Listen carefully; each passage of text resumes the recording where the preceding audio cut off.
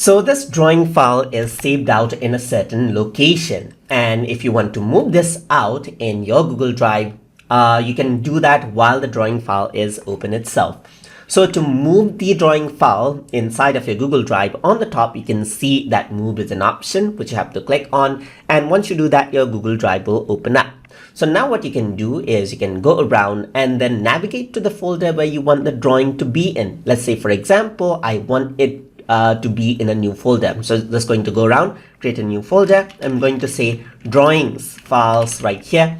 And then I want to move this here. So let me just press the check mark right here to create the folder, move this inside. And now what happens is that the example drawing has been moved to my drive, as you can see. So if I were to click on this right here, it opens that out. So on this Google Drive that I have right here inside of drawing files, you can see the drawing file has been moved over there.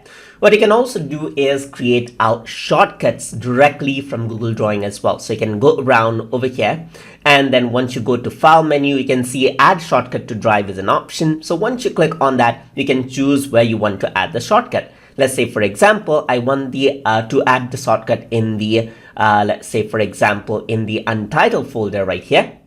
So I'm going to click on add shortcut, and now what happens is that over here in the untitled folder right here, this shortcut, and you can tell that it is a shortcut by seeing this file right by seeing this arrow right here. And once you click on this, what happens is that it opens up the drawing file from the drawings files folder inside of your Google Drive. And that is how you can move drawings file and add shortcut of drawing files inside of Google Drive directly from your Google Drawings application right here. So if you guys learned something as always, and as always, please like, comment, share, and subscribe.